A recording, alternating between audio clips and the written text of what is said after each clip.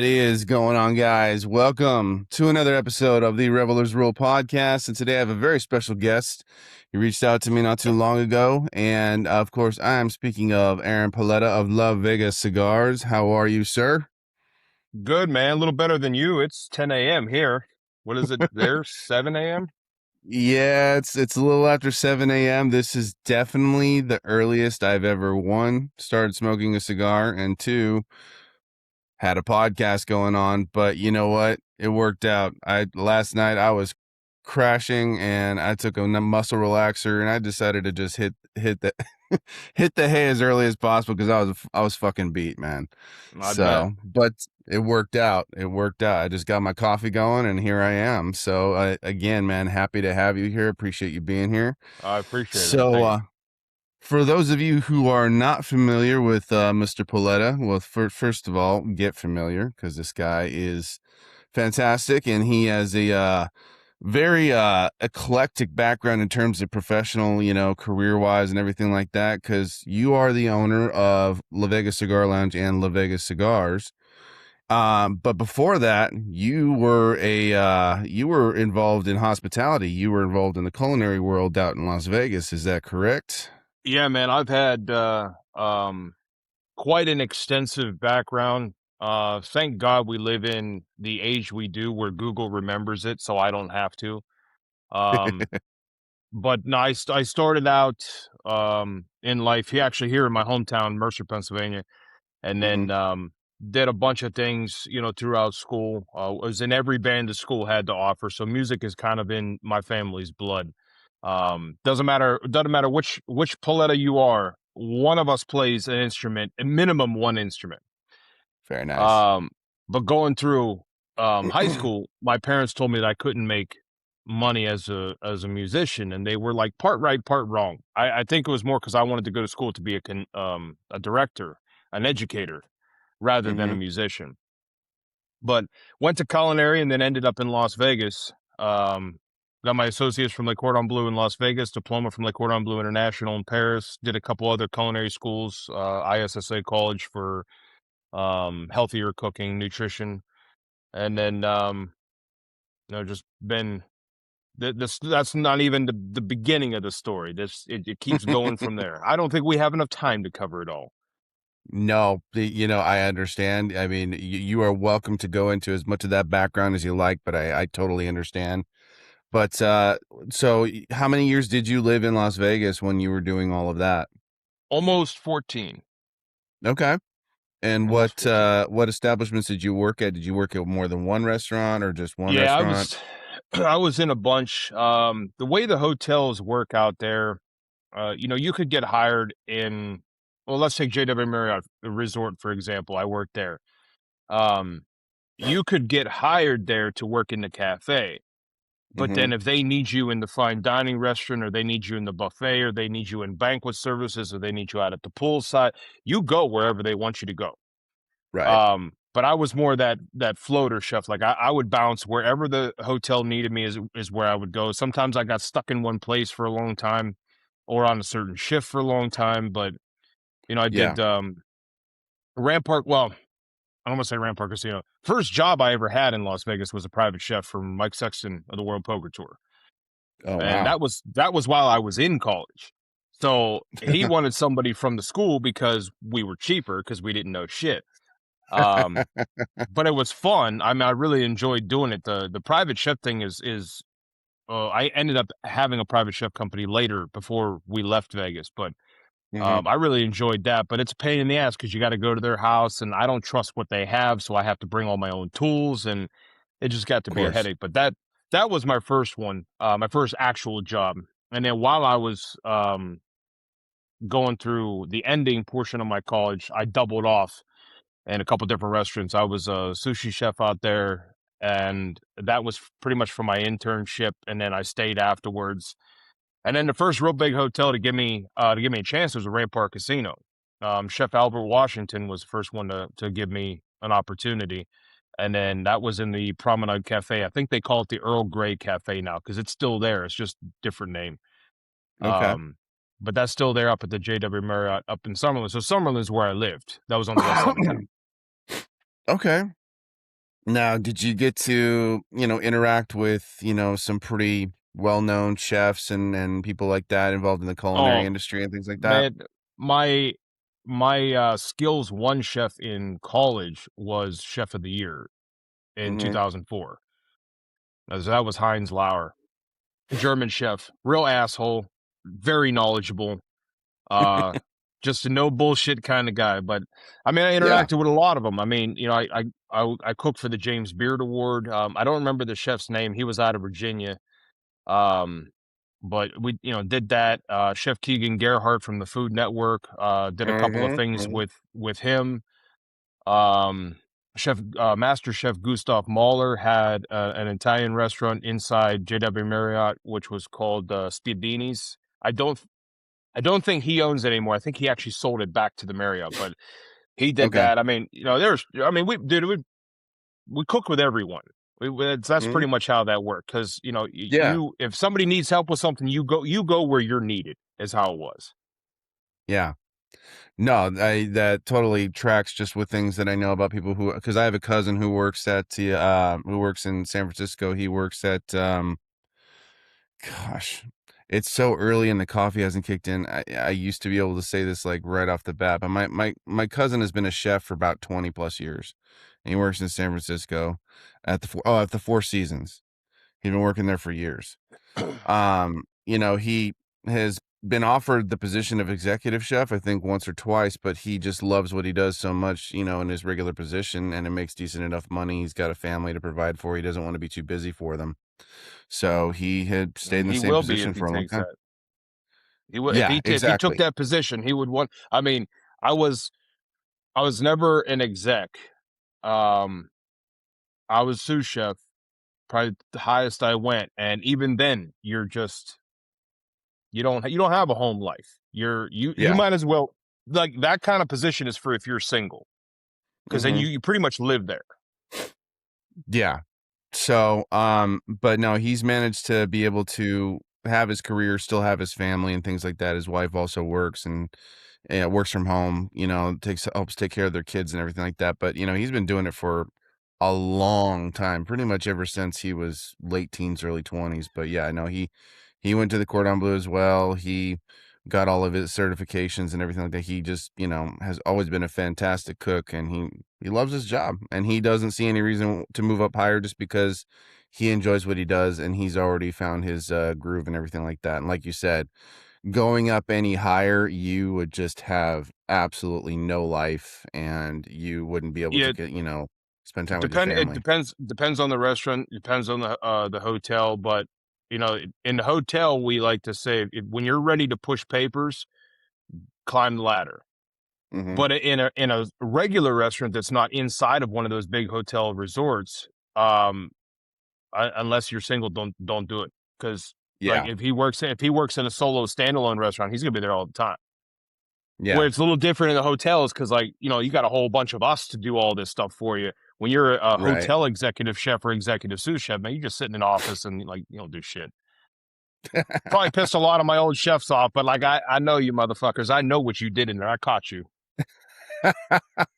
sitting there You half know what? asleep.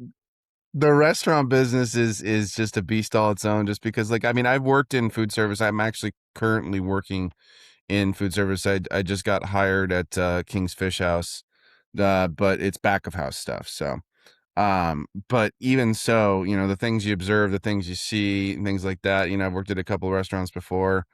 Man, it's an eclectic bunch of people, and there's a bunch of shit that goes down that like people have no fucking clue. No fucking clue. It could be a chain restaurant and still there's like weird shit that goes down, absolutely, atrocious or ridiculous behavior depending on who you're interacting with. Look, There man, was you stuff don't I have saw. to sugarcoat it, bro. I mean, I'm a veteran of that restaurant industry, and I've seen and done some shit that I look back and go, why? Like No, there's a reason that that movie Waiting was created.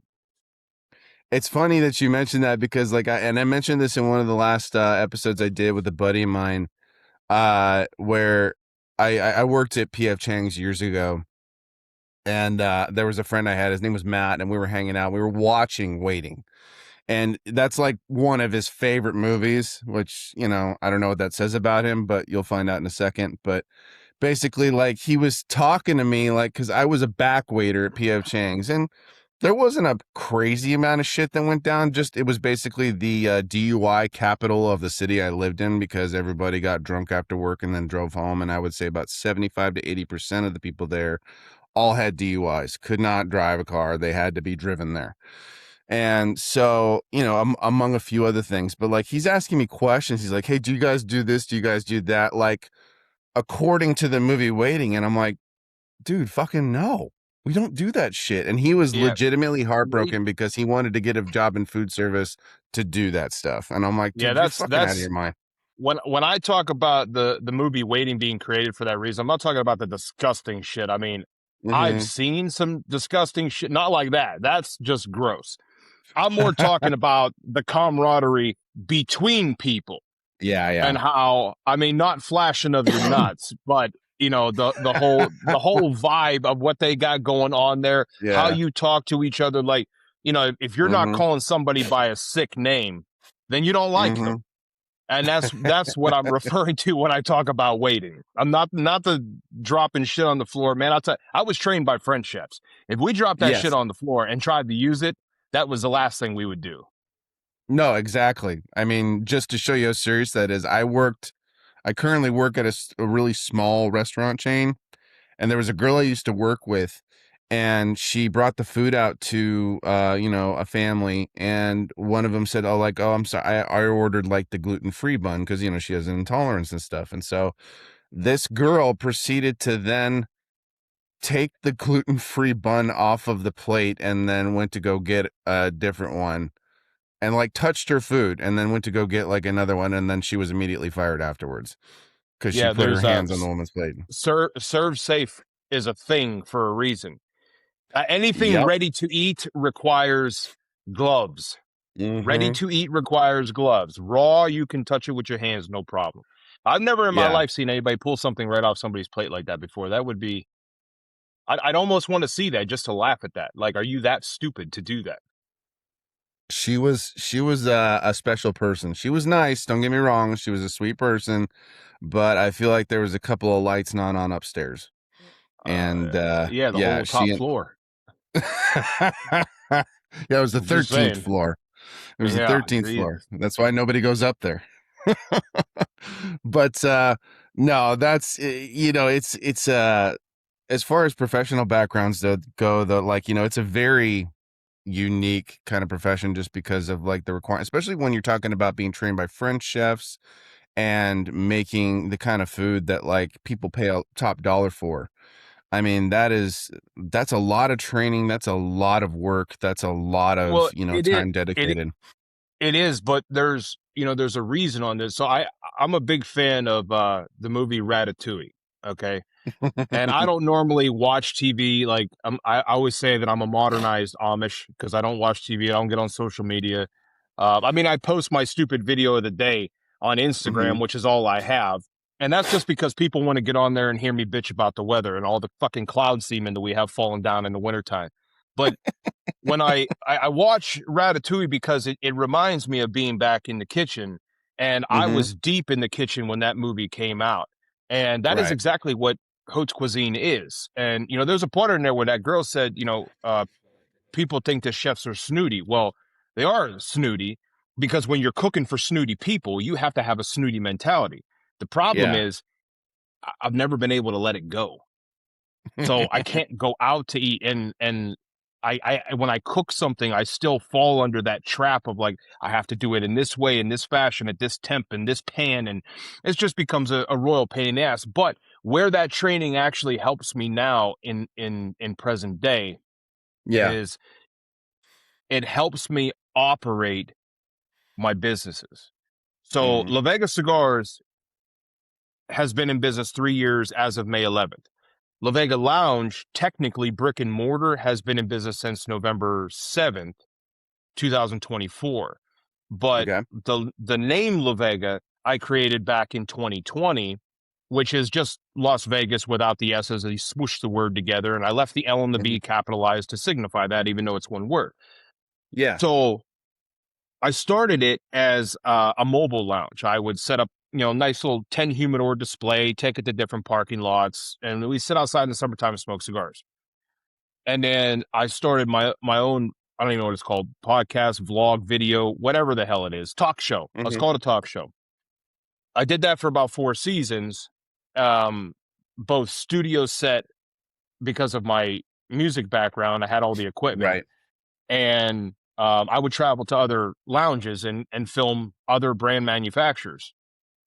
Hmm. And then when I started LaVega, I started to implement things that I had learned throughout my culinary career, throughout my music career. And that's why I say LaVega as a whole is the culmination of my entire life. It's every facet of every industry I've ever been in put into one industry. So like paying homage to my culinary, instead of creating food recipes, I'm creating tobacco recipes. The way I Right. stock and I inventory is how we had to stock and inventory in the kitchen. The way I market and promote myself, the way I do my merchandising, the way I plan my trips to go visit all the lounges and go do events, that's all because of my music career and how we had to plan our tours and go visit people. It all helps me now. But you look at the restaurant and how I was trained by these, you know, by these fucking five diamond chefs, it helps me in my lounge because now Yeah. my lounge is set up to give you the experience. Because let's face it, at the end of the day, man, I don't want to say this because I don't want any other podcast to take this and blow it out of proportion like it did last time. Oh But no. a lot, oh yeah, it was. We had I ended up going on their podcast and we had a great conversation, but it turned into this thing. Oh Um, boy. right before PCA, which kind of helped me out a little bit. But um, a lounge is a lounge is a lounge. Okay. Hmm. What it comes down to is the experience. Because Right. at the end of it all, we're all lounges are doing the same thing. We're bringing in cigars that our customers want and we're selling them to them. Where it starts to differ is who owns that lounge and what is their creative mindset? What is their Mhm. artistic view? My Yeah. artistic view is 1930s, 40s gentleman's lounge. Inside. Outside, it's designed to look like you're sitting down on a one-way closed street in, Florida, where all the restaurants and cafes bring their patio furniture out and set it on the street. Nobody can drive down it. So I got two different vibes, two different playlists. I got Latino or old Mediterranean music playing outside, and I got Dino and Sammy and Bobby Darin playing on the inside. So it's Right the on. experience that I take from the restaurant industry, how we set it up. That's what I do in my lounge. That's fantastic. And what you said is just so accurate because you can go to a lounge and it could just be that's it, it's just a lounge, and you go there, you sit, you smoke cigars, which is fine. That is something that a lot of people just want. They want the stillness, the quiet. They want to be left alone. They just want to sit in a nice leather chair, smoke their cigar, and whether there's a TV with the game on or there's just music playing and they can just sit there and vibe, that's great. But like you said, there are people, and I'm one of these people, like, I like to experience something different with each individual lounge. And if there's a lounge kind of like, like what you're talking about, the kind of experience and vibe you're offering, I'm all for it just because it's different and it's something else that I can enjoy. That is not exactly the same as the other lounge I visited last week or however long ago. And, you end up meeting interesting people, you end up having great conversations, and you always remember it. You always remember it. Well, that's, to touch on that a little bit more, every lounge has a customer base. Hmm. And if Bob and Joe from this lounge where it's more casual, laid back, but then you Right. go over here and Terry and Eric, but these guys are like business executives. Every lounge attracts a certain clientele. Hmm. It's the same thing in a restaurant, right? So let's say, I mean, I'm going to use this vaguely. Aside from the food quality difference, so a steak from Applebee's is not going to be the same steak that we would have used in the restaurant Terra Rosa that I worked in. Okay. Terra Rosa Hmm. is a fine dining Italian restaurant. Applebee's is, of course, not. But let's take the quality of food out of the mix. Okay. Are are you as let's say you're a CEO of a bank, okay? Are you going to go in your suit and go sit at Applebee's? Absolutely not. Nah. And there's nothing wrong with that. But you're not going to Yeah. do it. You're going to go in your suit and you're going to go sit down at a white tablecloth, nice china, beautiful flatware. Everything is arranged in a certain way. You're going to go do that. Right. But if you're going to be in your jeans and you're just chilling, you're going to go to Applebee's. It comes down to the environment. The environment that you create is what's going to attract those clientele. But as cigar smokers, okay, let's look at this. At the end of the day, I'm still a cigar enthusiast. I've been smoking cigars since I was 18 years old. I'm 41 now. I've been smoking Yeah. cigars for a long time. Yeah. I don't hang out in my own lounge. I mean, I go other lounges. I visit all these lounges that support LaVega Cigars that I've partnered with. I go see them all, and I know all of their patrons, and they're all different. That's the beauty part about it, is every lounge we visit is different. It's Right. that guy's or that gal's creative approach. And that's what I love about this industry. Same conversations, different environments. No, absolutely right. And I've had the same kind of experiences with various lounges that I've visited, and they all have something different to offer.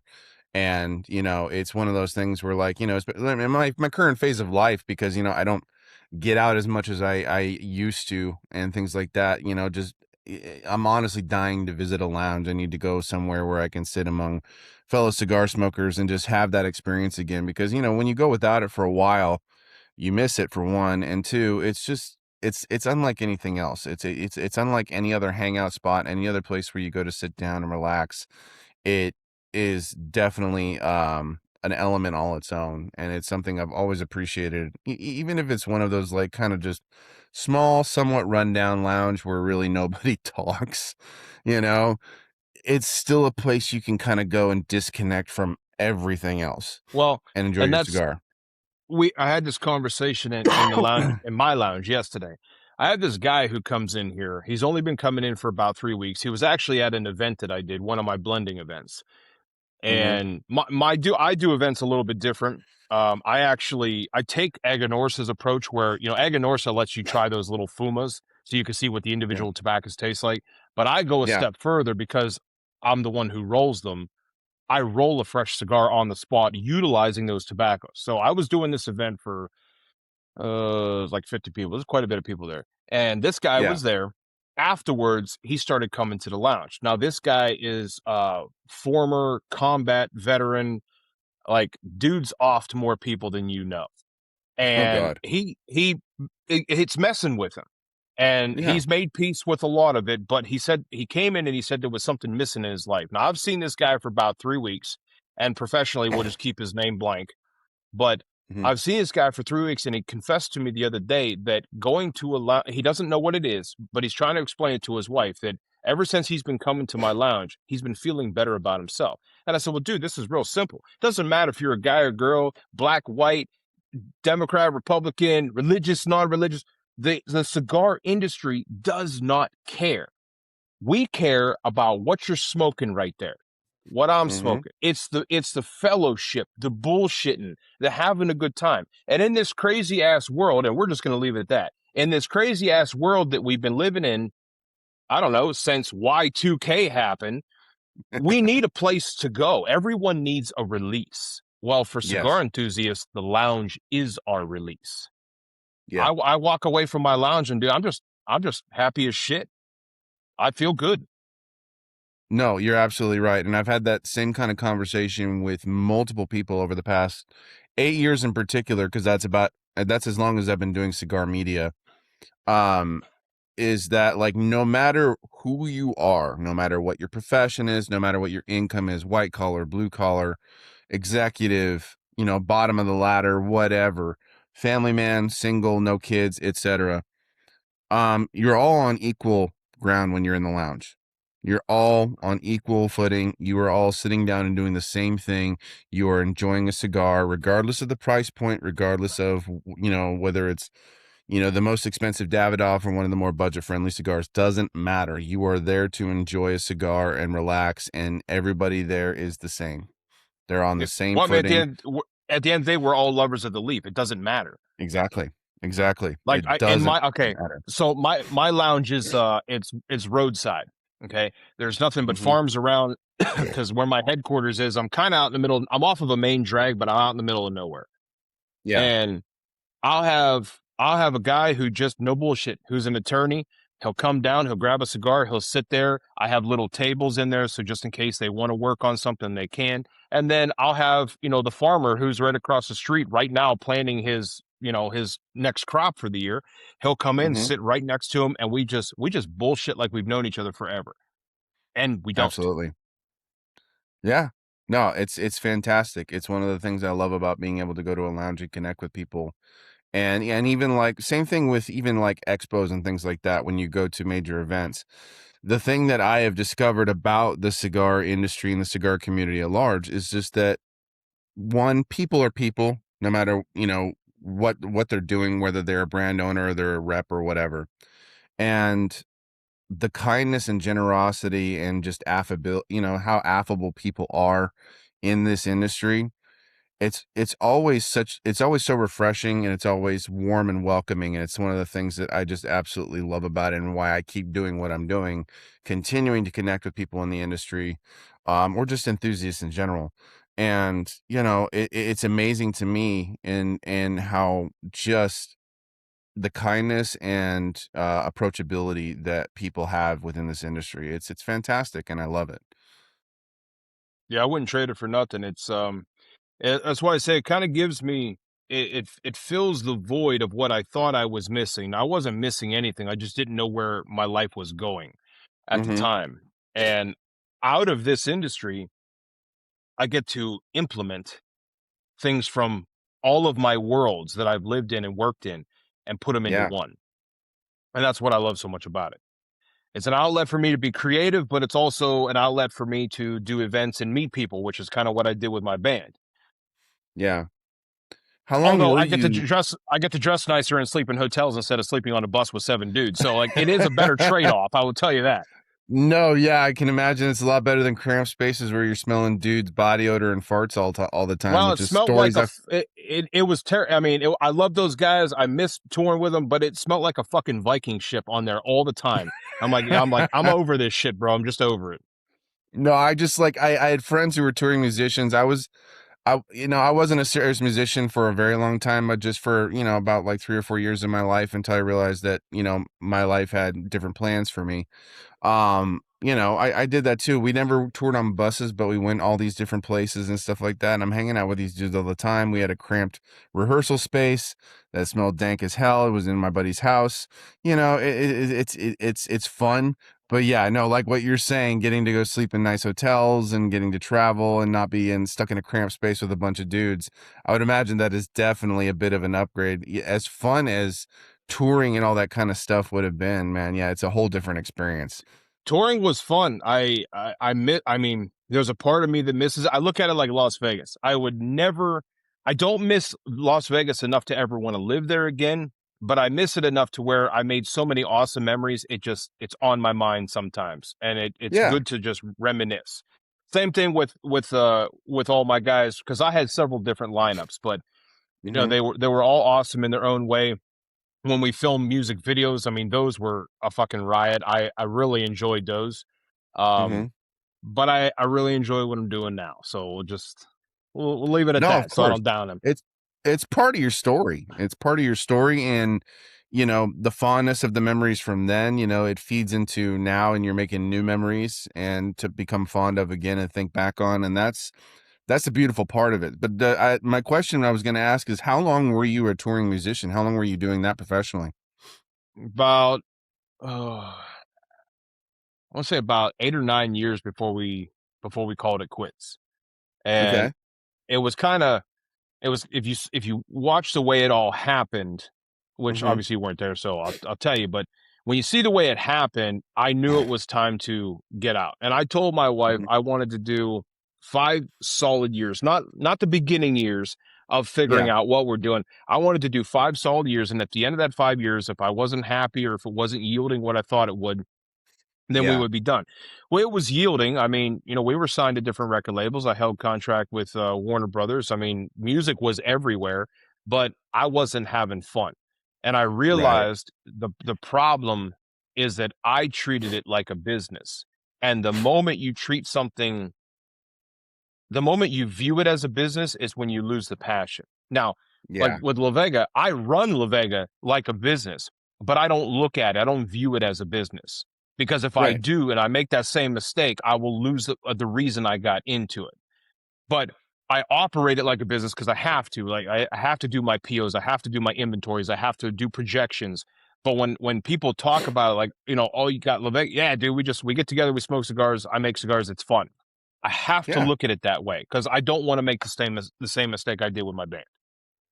But I'd No, say of probably course about not. 8 years to answer your question. About 8 years solid, and I had my recording studio for like 12, I think, 12 Okay. years. What was the name of your band? Just out of curiosity. Meade Avenue, MEADE, and we went AVE for short. So that was the street down by the strip where my studio was on. And when I started my band, I named it after that street. Okay. So we find your stuff like on YouTube and things like that, music Uh, videos and whatnot. yeah, music videos are on YouTube. Music is, Spotify, Pandora. I mean, wherever music is distributed, you could probably find it.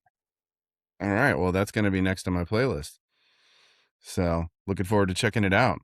But so was it you went from working in the culinary industry to working in music and then working in the cigar industry?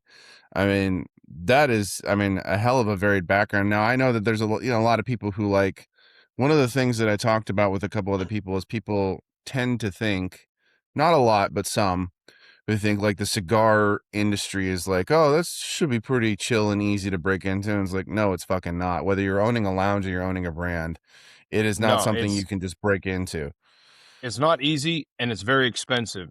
And you Mm-hmm. actually start out with having the cards tremendously stacked against you. Like I didn't come from this industry. I'm not a Yeah. second, third, fourth generation, cigar maker like a lot of these guys. That's why I look up to people like Rocky Patel. And I was actually Mm-hmm. able to meet Rocky Patel for the first time at PCA. This was our first trip to PCA down in New Orleans, and I was actually able to meet Rocky and Nish, which Nish is just a fucking blast. But he took me over to meet Rocky, and I thanked Rocky for what he does for this industry and Mm-hmm. for paving the way for guys like me because Rocky didn't come from this industry either. Right. Rocky he was an attorney out west, and he jumped. I mean, he jumped into it with money, which I did not jump into it with money, but he Yeah. still jumped into it without really knowing what the fuck he was doing, and he learned as he went. I mean, at one point, he was labeled as the hardest working guy in the industry. The dude was out there doing it. I mean, Yeah. 15 years before Rocky Patel as a name actually started to really pick up. Mm-hmm. So guys like him, I look up to because I didn't come from it. I just one day I was like, I want to go into cigars, and Mm-hmm. I did it. And I'm like, holy fuck! I did not realize it was going to cost this much. What was involved? Like, dude, every Vitola that I create has to have a certain size. It has to have a certain blend. It has to have a certain box. It has to have barcode for the stick, barcode for the box, Yep. barcode for the bundle. Like all this shit that nobody told me. And I'm going, why is my bank account draining? Not by the penny, by the fucking hundred. It's leaving my account. Well, that's because it's expensive to do all this shit. Yeah. Oh, very expensive. Like I had a conversation with I'm sure you're probably familiar with Shafio collection. Um Heard of it. yeah, no, really married couple, Justin and Crystal, fantastic people. And the wonderful thing about what they do is that they um donate 10% of their proceeds to fighting human trafficking. That's part of their mission. They, their love of craft cigars and fighting human trafficking, they married it together, and it's just this beautiful thing. But we're talking about just the fact that you don't get rich off of this, at least not for a while. I mean, maybe you hit a certain stride where like, yeah, you're starting to actually see those returns come in, pretty good. But whatever you make goes right back into production and doing more, adding more to the business and reinvesting, especially in the beginning. You are not going to be making like hand over fist, thousands of dollars with your product. That's going to take a while to get to that point if you ever do. And that's just the thing. You have to love it if you want to keep doing it, Well, even and if you're I not mean, making tons of money. my reps and my brokers get paid. I don't get paid. All the money Hmm. that I make with LaVega Cigars goes right back into inventory because we're still on the climb, still opening Yeah. lounges left and right. And, I have to make sure that I have the inventory because I've never been back ordered and I don't ever want to be back ordered. Right. So, in order to do that, I've got to think a year in advance, like what's potentially coming.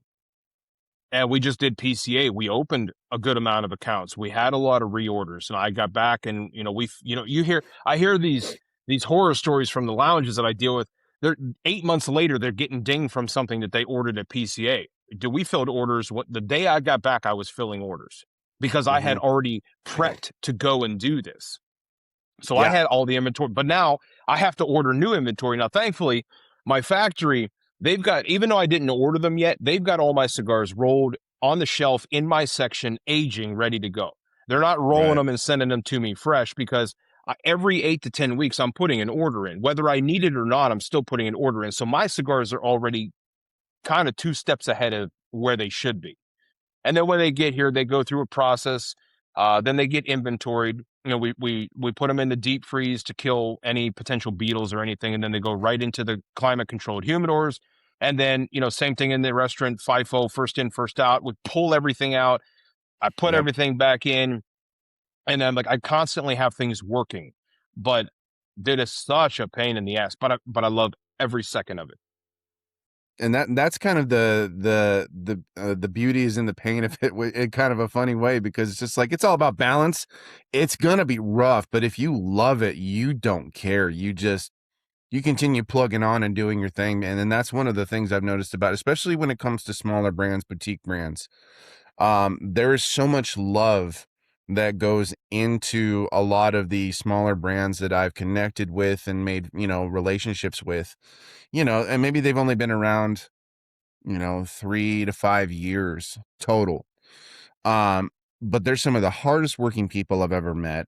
They love what they do more than almost anyone else that I know. And, I know people that happen to actually love their job and love their career, but when it comes to this industry, it's a passion all its own, and I love seeing how much people love it. And the people that love it, they have the staying power, they have the longevity. Because even when things are rough, they keep plugging forward, and they just because they believe in what they do that much. Yeah, and that's where I said that mentality is where I said that I don't want to view this as a business Hmm. because as long as you maintain the passion, you're going to keep going no matter what because you're never looking at the bottom line. I'm looking Hmm. at the line because I need to make money so I can keep going, but Right. I don't need to like make money to survive. That's Hmm. not what I'm doing this for. And I've been skating around the term greed. But that's what it is. I've been in business 3 years. My prices have never changed through the Hmm. inflation, through the tariffs. I've never upped my prices on anything. I'm one of the very few companies that have actually never touched it. I've never implemented a tariff fee on any of my invoices. Like my Toros are $12. They've been $12 since the day I got in business. I don't play that game because I don't. 5 cents. I'll be honest with you. 5 cents. I got documentation from my factory. I said, how much are these tariffs going to hit me? Mind you, this is before all the inflation we've had over the last 10 years that had just keep nonstop coming up and up and up. Hmm. He's like 5 cents per cigar. I'm like, I'm not reprinting all my shit for 5 cents a cigar. That's stupid. Yeah, So we've kept them the same. that's awesome, and that's rare too. That's the thing, just because, like you said, with the various economical shifts that we've experienced just within the last year, much less the last 10. you know um it's not easy to do something like that, because you're going to end up losing something for however long. You're going to lose a little bit of money, but the fact that you're keeping your prices consistent, that's going to keep people coming back and buying the cigars because of the consistency, and the fact that it is a good price point. Because I mean, you talk about California and all of the things wrong with it. One of the many things wrong with it, obviously, is the taxes. And that's the thing. One of the things that people bitch about the most. The taxes are way too fucking high on everything. And that includes tobacco tax, which factors into the ridiculous price. A cigar you can get for like $8, let's say in like Arizona, Texas, or wherever, you're going to get for about double the price here. There's just no getting around it. A cigar that's $16 here is not $16 elsewhere in the country. Yeah, And I have frustrating as hell. I have my qualms with your state. Everybody does. And in a lot of ways. Now, as someone who's been to the state of California more times than I can remember, because we used to play Whiskey A Go Go all the time, Mm-hmm. and we headlined it twice actually, which was extremely fun to do. But Yeah. I've got my issues with the state of California. But what a beautiful, beautiful state from Coronado to the Redwoods. Mm-hmm. Just a gorgeous state. But when you get into the taxes and it's not just California, bro. My cigars Mm-hmm. are up in New York. Okay, Buffalo's Mm-hmm. all three Buffalo cigar locations carries LaVega Cigars, and we were standing there one day, and I gave the guy the price sheet. We were doing the deal. He was getting ready to bring him in, and he starts writing all these numbers down. Now, mind you, my Robustos are $9.50 a stick. Okay, Okay. and he's doing all this math on the paper, and I'm like, I looked at my operations manager, and I said, "What the fuck is he doing?" And then finally, he comes down to it, and he circles 1575, and he puts a circle around it, and I'm like, "What is that?" What is this He shit? goes, he's like, "Well, that's what I'm going to sell him for." I said, "No, you're not. That is not a $15 cigar." Or excuse me, 1575. I was going to say, that is not a $16 cigar. That is a $9.50 cigar. He goes, in the state of New York, that is a $15.75 cigar. I said, how? He goes, taxes. I said, I almost don't even want to bring them into the state. He goes, oh no, my guys will buy them. I'm like, that's not the point, man. That is ridiculous. And he goes, this is what we have to deal with. Okay. I had two very similar conversations with two brand owners that I know and love. Luis Cuevas of Casa Cuevas Cigars and Brandon Ovison of Apostate. Both of them have their cigars here in California, but both of them are now have told me recently, I don't think I'm going to fucking do this anymore because of the absolute ridiculous shit they have to deal with. Like when it comes to each individual SKU, they would be paying ridiculous amounts of money just to have those SKUs here in California.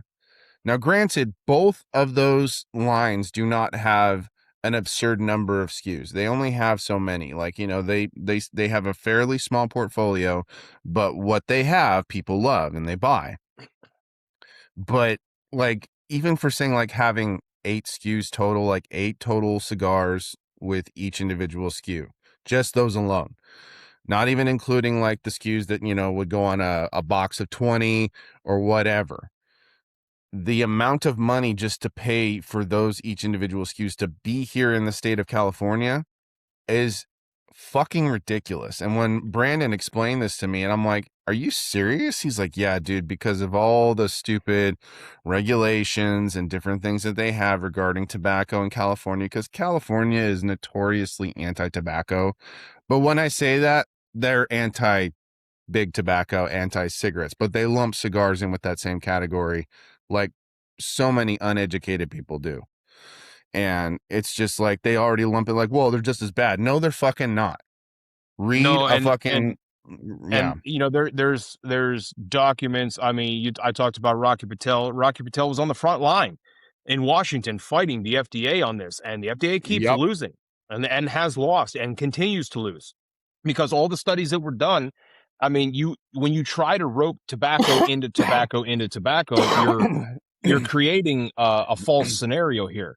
I'm Mm-hmm. not saying if you breathe in cigars, I'm not saying you're not doing damage. Matter of fact, if you breathe in cigars, you're fucking yourself up worse than smoking cigarettes. But Yeah. this is, you referred to the nicotine. Well, ask any medical professional who's not paid for. Nicotine's actually good for you in moderation, but there's Mm-hmm. nicotine in tomatoes. There's nicotine in onions. but it's a natural nicotine. The nicotine that's Mm-hmm. in cigarettes and vaping and chew, like that's all pharmaceutical. It's highly addictive. I know. I used to smoke Mm-hmm. cigarettes, and I used to chew, and I used to vape. I don't do any of that anymore. I mean, my Right. alarm would go off in the morning. I would grab my vape before I turn the alarm off. I mean, you got a problem here. I don't wake up in the morning going, "Oh my God, I got to have a cigar." I don't do that. No, But no, California, like, and absolutely. you talk about Luis Cuevas, that's the factory that makes my cigars. Oh yeah, I love that guy. He's it's Tabacalera Las Lavas. Is that what you're talking Yep. about? Yep, Yeah. Las Alvas. No. He's took me on. It was a 3-hour conversation. Then we had a handshake, and then their factory was making my cigars. That's matter of fact. I have a picture. I don't think you can see it in the camera, but I have a picture of me, him, and his son Alex on the wall over there from the day that LaVega was created. And I matter love of that fact, family. he's helping me because my father passed away in January 2020. And I asked Luis to help me blend my dad's cigars. So the cigar I have coming out next year is called the number 61. And my dad died at 61. So this cigar is for him. Mm, Well, Luis has kind of stepped in mentally, where I needed like a father figure for advice. So Luis is going to help me blend the next one. no, I love that family. I've met as far as the immediate Cuevas family, like Luis, Denise, and Alex. I've only met the three of them. Not didn't haven't met Isa, but they're wonderful people. Very kind. Very, in fact, Casa Cuevas for the longest time sponsored my YouTube channel. They would send me product periodically. They would support me and things like that. I got their like metal band sign of their Habano like on my wall over here, and a bunch of their boxes lining my wall. They were one of the first supporters. That's exactly what I have on my wall, and I got like their core line boxes, the La Mandaria, and a couple of things on my wall. So yeah, man, they were there with me in the beginning, doing what I was doing, and Did they you say supported La me. Still Mandaria? do. Yeah, You mean the La Mandaria? that one. Boxes on my wall. So, but yeah, no, they have been incredibly supportive. I had a conversation with Lewis not too long ago. And yeah, no, still just the same amazing guy. I'll love him to death. I will support them until the day I die. They're fantastic people, wonderful people. And the fact that Lewis will take the time out of his ridiculously busy schedule to just have a fun conversation, because he can be very hard to get a hold of, but at the same time he will make sure that he gets back to you and has that conversation regardless of what's going on in his life. So it's one Yeah, of the things I've always appreciated. he's a very difficult guy to get a hold of, but I think the reason I can get a hold of him faster than you is because I give him money. So he answers my calls. This is true. This is very true. So there's a necessity and an urgency there. So I get it, and Yeah. I don't take it personally or get No, offended no, by it. no, they're cool. They're But cool people. His wife, Denise, actually, they both came to see me at my first PCA that's last month. great. They both came in. She books, our airfare and flights when we go down to the factory, Hmm. because I'm going down in November to blend the next cigar. And they're awesome people. Awesome people. Absolutely. And I wanted to get to PCA this year, just wasn't in the cards, but obviously, being in California and Vegas only being so far away, I'm definitely going to be there next year. So Well, if you're coming next year, then let's do something on the spot, because I will be premiering that next cigar next year. And it's kind of an important one for me. I was trying to hold out for Vegas to do my first one. I'm glad I went to New Orleans to get one under my belt. But the PCA next year is what I call full circle. And absolutely. it'll be 10 years that I've been out of Las Vegas. Hmm. Almost 10 years to the day. April 12th, 2017 is when I left. This will be in March. But with my dad's cigar premiering it there, everything health wise that happened to my dad happened to him when we all lived in Las Vegas. And Hmm. now the last event, any style of an event that I did, was June 11th, 2016. That was the last performance I did with my band in Vegas before we left. So this whole thing is coming full circle. So to be able to premiere my dad's cigar in my home city, I cannot wait. I'm excited for you, dude. That is a big deal. Like you said, full circle from living in Vegas and, having your professional life there, and then all of this up until now. So yeah, dude, I'm very excited for you. I'm looking forward to it. And yeah, I will 100% be there. There's no way in hell I am missing PCA this time around, because like I said, I've been doing cigar media for about 8 years this July now. And I've only been to a couple events. I've been to 2 TPEs, which I enjoyed. The first one I went to was in 2023, which was a good time. Last one was last year, but the cigar industry has a very shrinking presence at TPE. So it's one of those, expos where you can go there to experience some of the cigar stuff, but it's mostly like CBD and vape and stuff like that, which, fine. But yeah, PCA is definitely on my bucket list, as it were, just to be able to go and hopefully from that point forward go every year. Because yeah, man, that is something I've been looking forward to. So yeah, I will be there, and I look forward to seeing you there. Because yeah, we will have to do something on the spot for sure. Long as they have a booth for me, I will be there. And I've made it very clear to Lisa, I need my booth as soon as possible, because I want to guarantee that, because with the booth setup, especially coming from my band, I built everything. It's like all the Right. road cases and everything we had, all the stage set up. I built all that. So my booth from PCA, I built it. And then, not a lot of people recognize that. And when Half Wheel, what was that fake Sorry. DuPont ting? What was that We're fake gonna get to DuPont that. ting? We're gonna get to that, but finish what you were saying. That don't sound real. Anyway, man, see, now you made me see ADHD. I never forget. Oh, so Half Wheel has done a great job announcing a lot of my releases and everything that I've done. Started off with just a couple things, and Patrick took over, and then Brian did an awesome write-up that I didn't even know was done until somebody contacted me and was like, dude, that was an awesome write-up in Halfwheel. I'm like, which one? And he's like, the new one. I'm like, there is no new one. I didn't release anything. And he's like, no, you got to go see this. And he sent it to me. Brian actually complimented me on my booth, not just as a first year vendor, but the booth in general. And I kind of teared up a little bit, because I'm in a room full of the most immaculate displays you could imagine. And this guy noticed my little 10 by 10 first year there. And it's nice to be noticed for that, because, I'm not taking anything away from anybody, but those guys didn't build their booths. They had them built. I built mine. Not only did I build it, we took it down in duffel bags and walked it through the front door. It's like, I didn't ship it out. We drove it 17 hours down to New Orleans and then 17 hours home. Wow. That's awesome.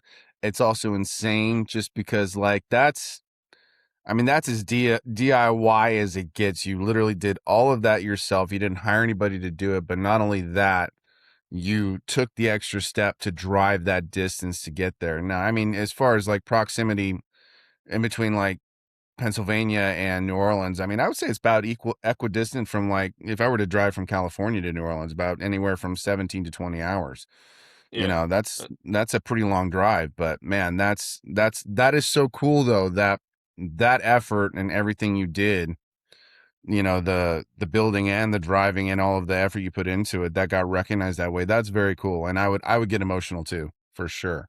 Oh, I did. And it was, because I even showed it to my wife, and we've been together 20 years. So she doesn't know me any other way other than I just build if I wanted, I build it. And that's how my dad was. He was a master carpenter, journeyman pattern maker. If he wanted something, he'd build it.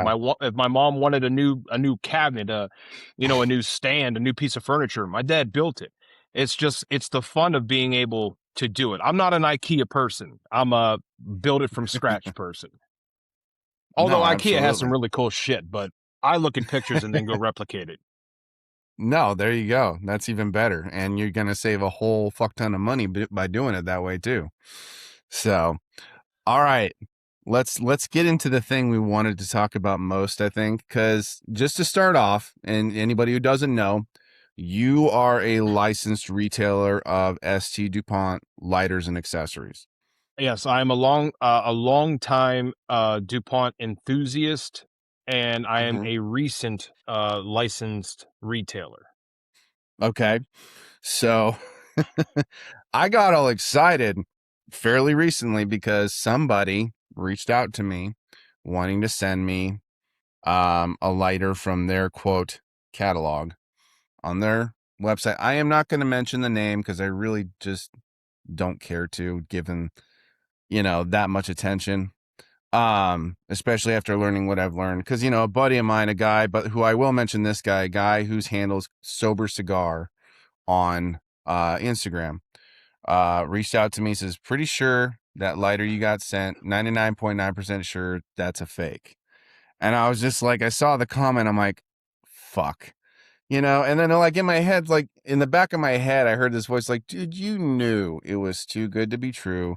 You knew, especially based on the prices you saw on their website, the price disparity between what they're selling and the actual retail value of ST DuPont lighters, which they are luxury as it gets when it comes to the prices, the quality, and everything like that. It's like, I should have known. I should have known. And especially the way they were kind of like telling me, like, oh, just don't make sure you don't tag them in the comments and all of that stuff. I was just like, I should have known. My hackles should have been raised. And I'm talking about this right here. And first glance, if you are not someone who's familiar with ST DuPont, it's going to look like the genuine article. If you're just a casual observer of the brand, you're going to think, okay, yeah, that looks like a DuPont lighter. And they do sell like novelty lighters. I went through their catalog. I went through their website. They sell stuff with like superhero stuff on them. They sell like, snazzy looking, kind of like eccentric looking lighters. And so I just liked the particular look of this one.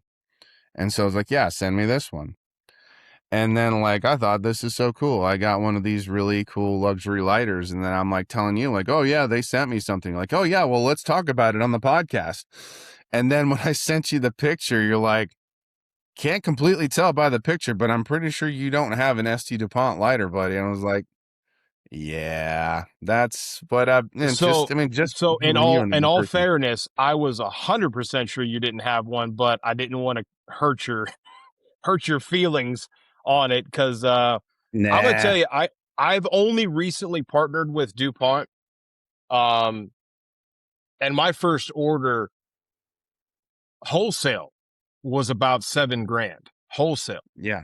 Yeah. They didn't send me no free shit, and personally, I've spent over $10,000 for myself over the years.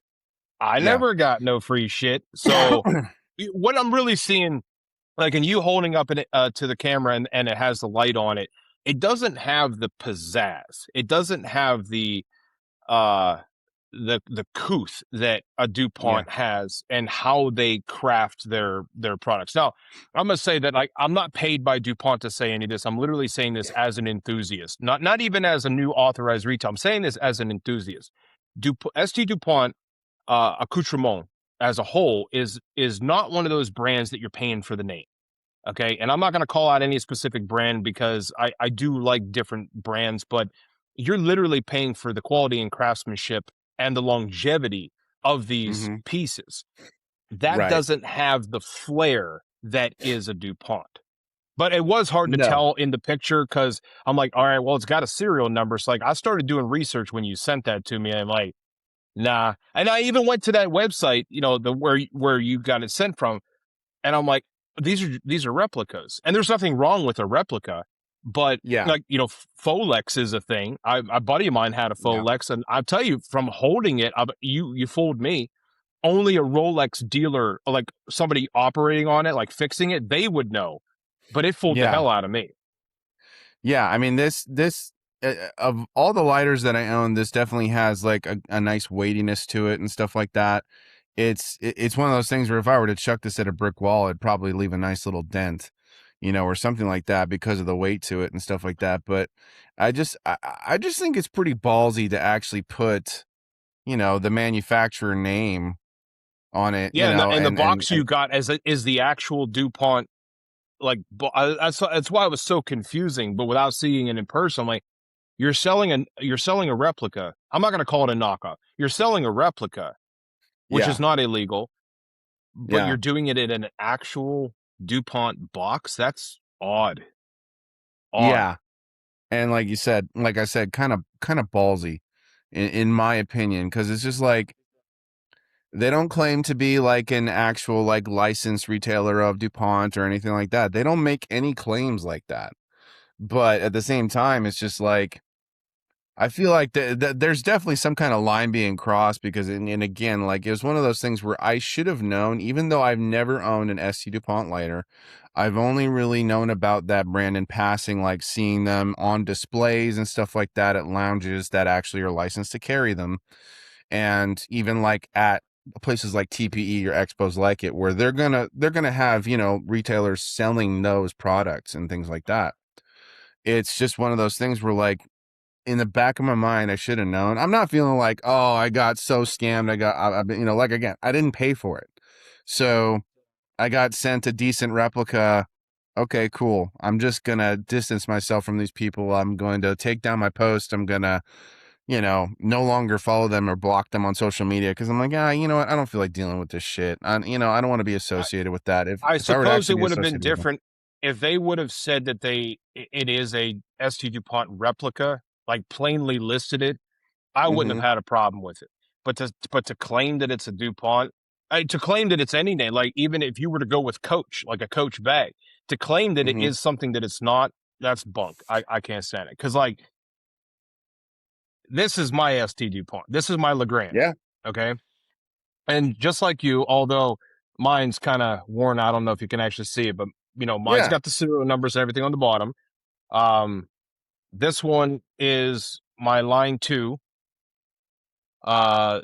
This one actually belonged to Stanford Newman from the J.C. Newman Company. Okay. And I bought this when I was down there interviewing Drew Newman years ago when I had my talk show, and I bought it. He confirmed it on camera. Matter of fact, I went and talked with Bobby Newman when we were at PCA, and I showed him, and he's like, "Oh my God, that's my dad's lighter." But again, you can see on. Hold on, I can't even see. I'm like halfway blind. You can even see on the bottom, it's got all the stampings of everything that it is. Mm-hmm. This one here is my this is a custom Slim 7 torch and the dual cutter. Like these are just some of Yeah. the DuPont pieces that I have, but you see immediately, just visually, there's a difference Well, from like you what you said, have. the real ones are stamped. This one is just like painted on, is what it looks like. It looks like, or Right. maybe, I mean, at the most lasered on or something like that. Nothing like like what you're showing. Because even like the one, like you said, it's a little beat up. It's had use. You can still tell the difference. Even like if you're not holding it directly up to the camera, I can tell just by looking at what you're holding that there is a stark contrast. And it's one of those things where, like you said, if they claim to like these are replicas, these are not the genuine article. We sell replicas of the actual, company lighters and stuff like that. But nowhere did I see that it said that. And so yeah, just like, it's kind of skirting the line between like counterfeit and, you know, saying that we actually, sell the genuine thing. And it's just like And once I was pointed out to me, I was just like, fuck. I'm like, you know what? I'm not dealing with this shit. there's one phrase that takes it from illegal counterfeit to not, and that's replica. They just put Yeah. replica. It's not confusing to people, and it's now not a counterfeit. It is a replica. Huge Yeah. difference. And you No, got to listen to the pings that they say. So yours is more of a ting, right? It's a very high pitched. hold on. Yeah, that's I don't know. It's weird. Yeah. It's just weird. But hey, Well, it rings out. does It it rings out. does it have fire? Does it light your cigar? And Yeah. enjoy your lighter. That's Exactly. all I can tell you. Exactly. Yeah, pretty much. I mean, for a replica, decent quality. Like I said, it's got weight to it. It's not like falling apart the moment that I, flick the igniter or anything like that. It'll probably last a good long while. It's probably one that I can, use for years to come. I've got a ridiculous amount of lighters that I've been sent and things like that, you know. And it's interesting to me because like the lighters that I normally get sent, the price point is anywhere from $40 to $100. Like the ones that I've been, fortunate enough to be sent from brands like Zyphy. I got a couple sent from like Vertigo or Lotus, and both of them are great brands, and they offer lighters at anywhere from like the affordable price point, people who they just need a simple lighter, they can pay 40 to 50 bucks, to the people who can pay maybe $100 to $200 for a lighter, um and stuff like that. But yeah, none of them make any absurd claims when it comes to their product. They're just, this is Well, our product, you know upon researching it, I found that it's an ST DuPont replica, or they call it a JT Dunant. which And is I still funny I to had me. to, I had to refer back. I had to pull it up. Your comment from last night, quote, almost as if they're saying, "Do not buy this." I about fucking died when I read that from you the other night. It just came to my mind. I'm like, JT, do not. That is just, I have to wonder if that is just utter terrible irony, or if they literally did that as like a joke, like snickering to themselves, like, do not, do not, do not buy this if you actually want a legit ST DuPont. Otherwise, yeah, go for it. So, Yeah, because I mean the thing with DuPont collectors, it's like any other collector. You mhm. flip that thing open in front of somebody who is a DuPont collector, they're gonna call bullshit immediately. They're gonna Yep, know right then and there. They're yep. gonna know, and then As you soon as look I like a sent you that fool. video.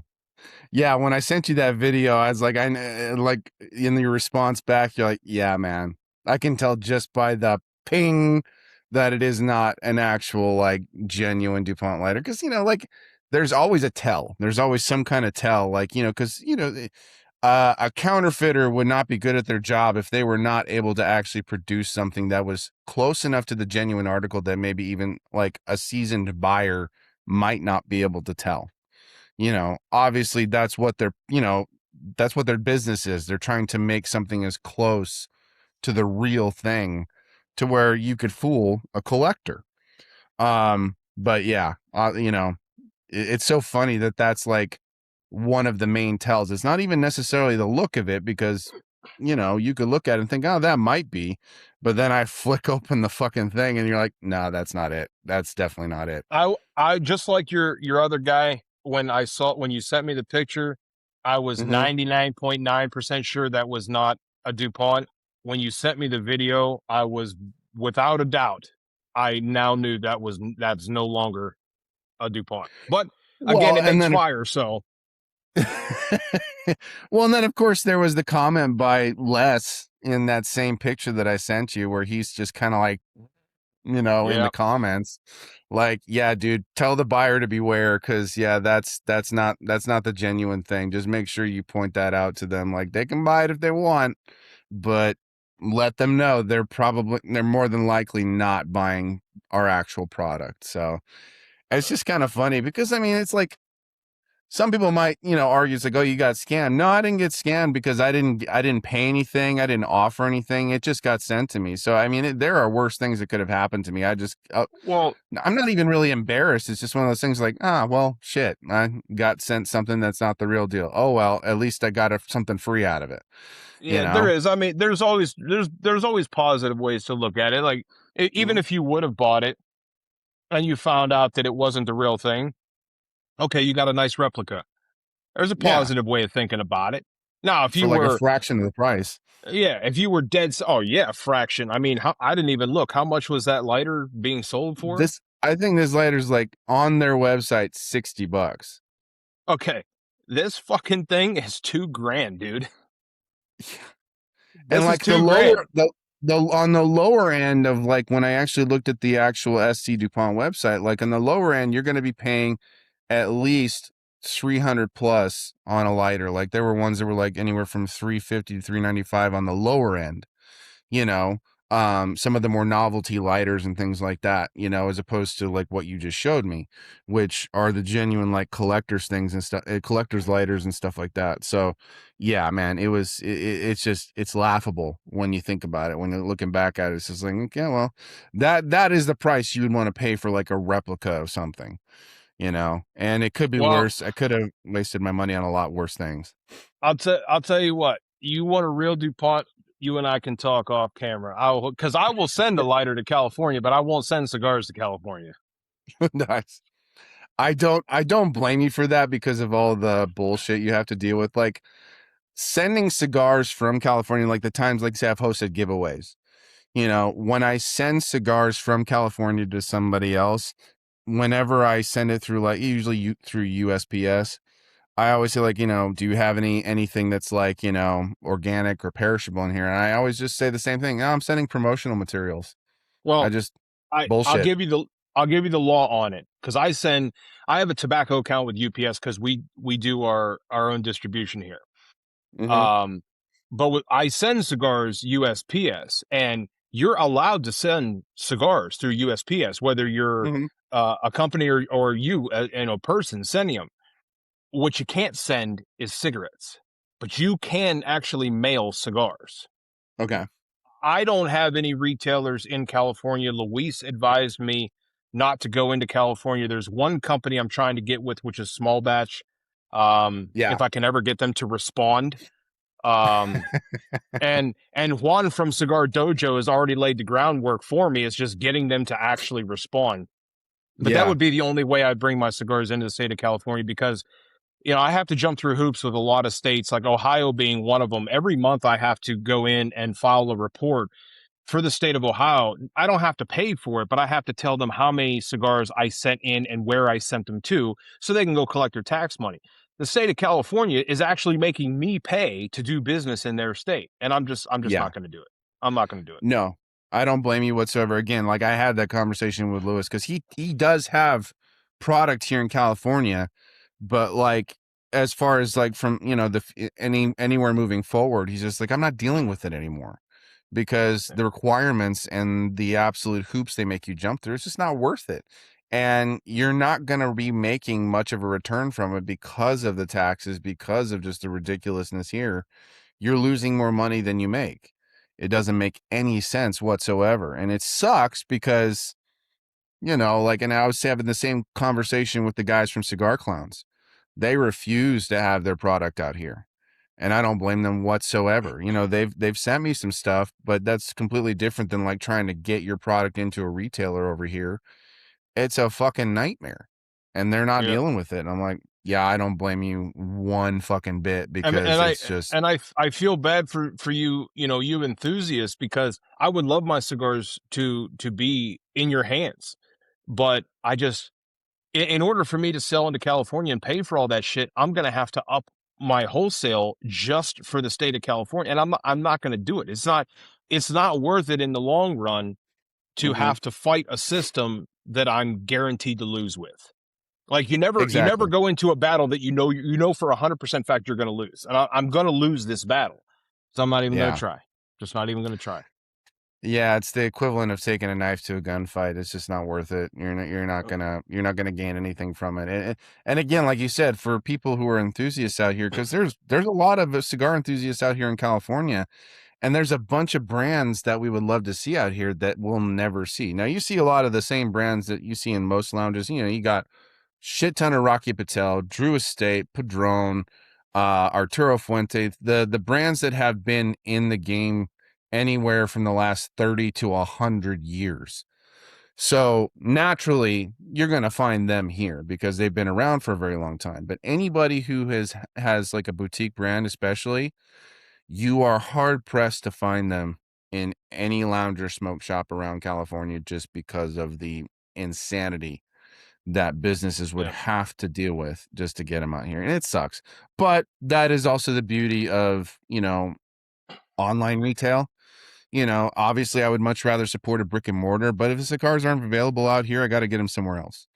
that's true. That's just the long and short of it. And if I can support, any one of those brands by buying online, so be it. You know, that's just how it has to be. But yeah, man, it's ridiculous. But at the same time, man, I really do love your story just because, like you said, you know, and especially come Vegas next year, it's going to be a true full circle moment because, yeah, man, I always get, and it honestly gives me goosebumps just because, like, that is a story that, like, those stories like that, I feel like happen a lot in the cigar industry.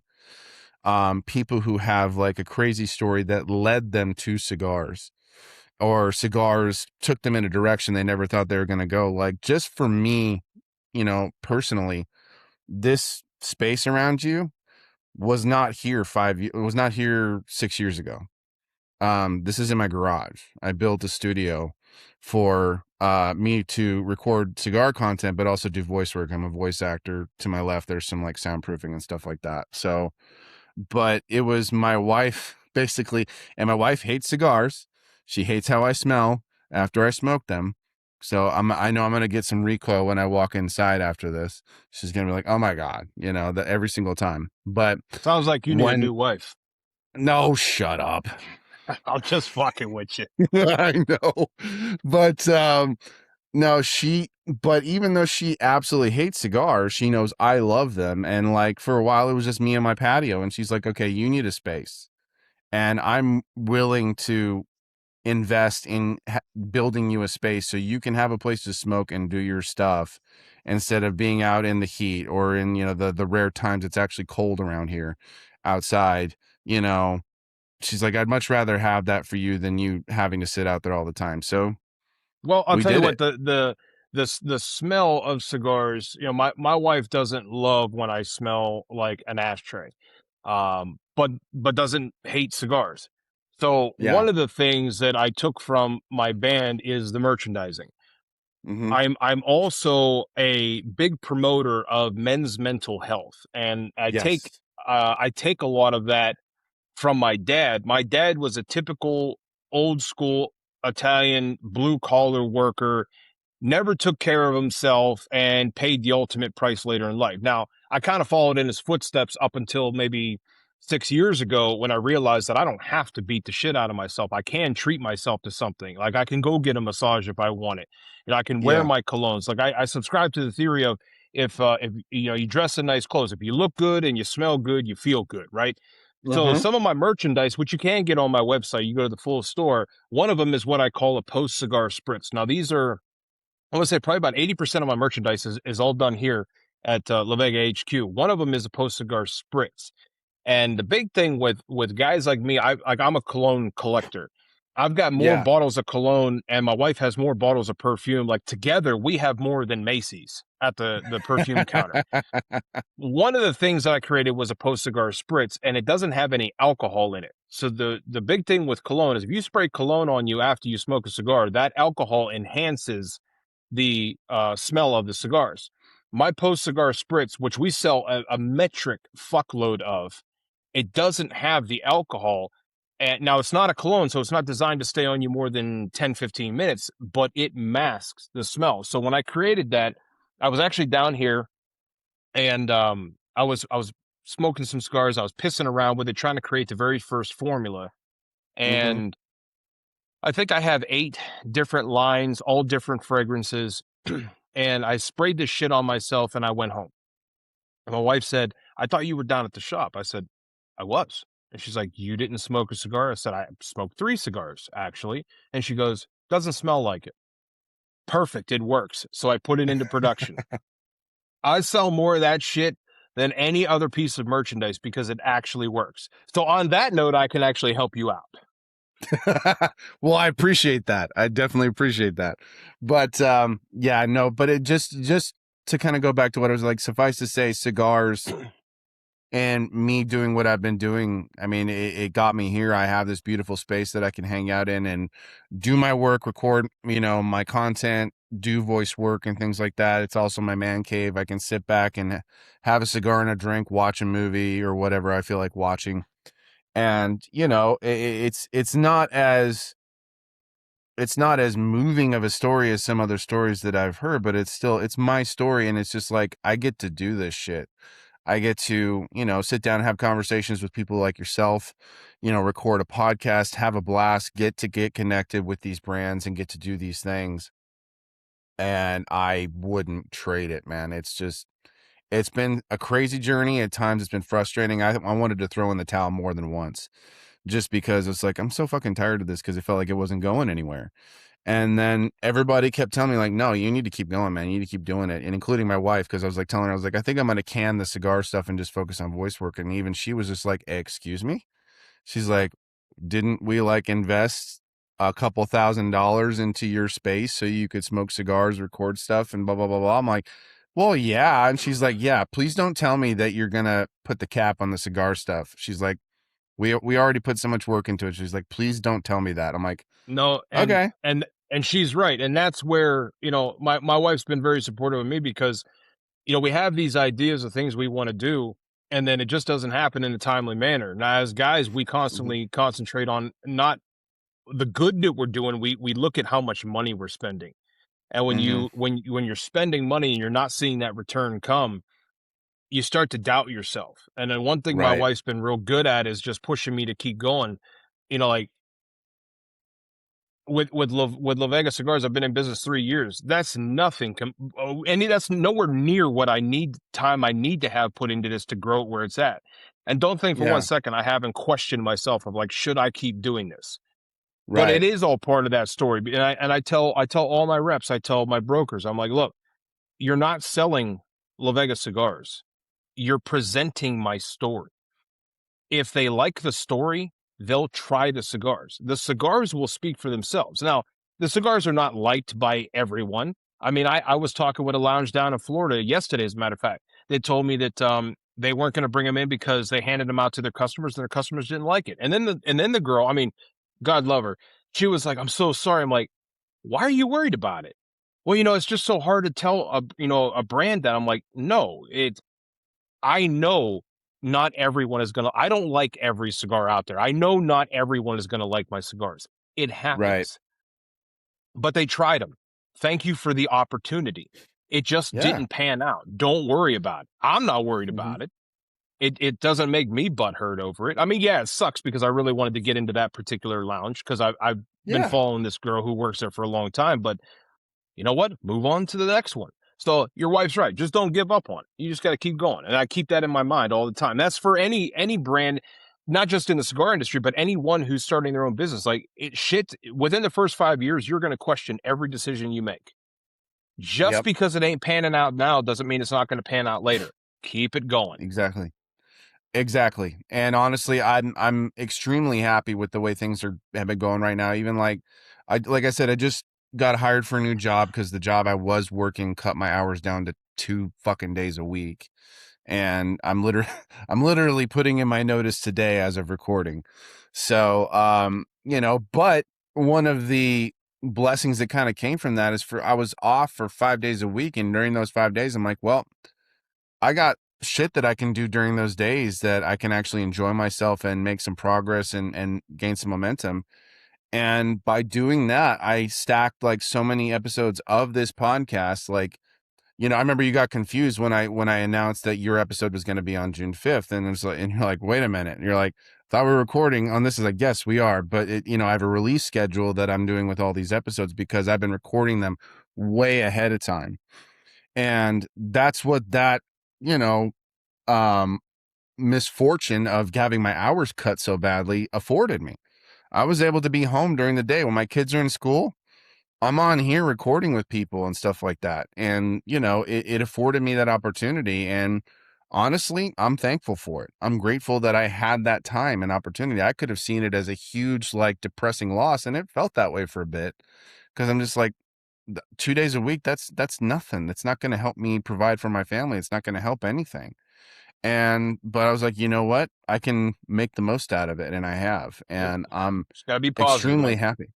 Yeah, and it's honestly started opening doors and opportunities to partner with certain brands and do certain things, and I'm psyched. I'm super excited. I'm hopeful. I'm, feeling really, really good about how things are moving forward. So, there you have it, man. It just like you said, got to stay positive, got to try and focus on the good things and make things happen for yourself. And that's exactly what I've been doing.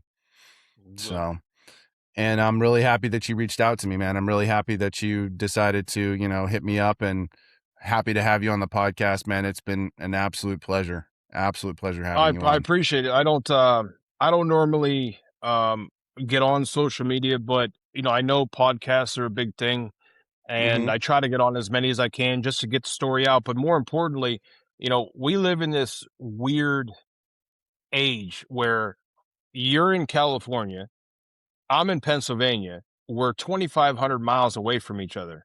Yet we're sitting and we're smoking a cigar and we're bullshitting. You couldn't get this 15 years ago. It wasn't a thing. I mean, maybe No. when Skype came around, but it came at a cost and lag and everything else. But this is what I love about this industry. It doesn't matter if you're doing this virtually or if you're doing this in person, you still get the chance to do it.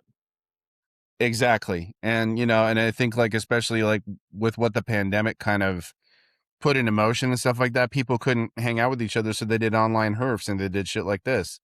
And now it's something that we do a lot of the time, because if we can't go to the person that we want to spend time with, we're like, hey, jump on a call with me or jump on a podcast with me. We will shoot the shit and have a good time. And I absolutely love it. It's been a blast. Now, I would obviously much rather do shit like this in person, because it's just much more intimate and it's much more fun. But at the same time, we can do this shit. And if I can, then I'm going to, because it's a blast. I have so much fun doing it. And yeah, man, it's been great having you on. I really appreciate you taking the time. It was worth getting up at 6:30 this morning. I was going to say, I appreciate you, but you're the one who sacrificed a little more than me. You got up early. Nah, it's okay. Cause like last night, like my wife and I were like, we set our birthday. We both have our birthdays this month. And so last night we went out to a really nice Italian restaurant, had a good time. We just relaxed and had a really nice night, and then crashed. And I was just like, yeah, let's just go to bed. And then I woke up and let her sleep. And, I get up and have my coffee and a cigar, great conversation. She gets to sleep in. So win-win. Win-win. Win-win. Well, my brother, I know that you've got stuff going on today, and I really appreciate you taking the time out to join me on the Revelers Rule podcast. It's been, again, it's been a pleasure. And I asked my guests the same question at the end of every episode, and the answer is in the title of the podcast. And that question is, who rules? Revelers. Exactly. So thank you so much, Aaron. I really appreciate you, brother. And I want to thank every single one of you guys who tuned in to watch this. And we release new episodes every single Friday at 4 p.m. Pacific Standard Time. So thank you again for tuning in, and we will see you guys in the next one.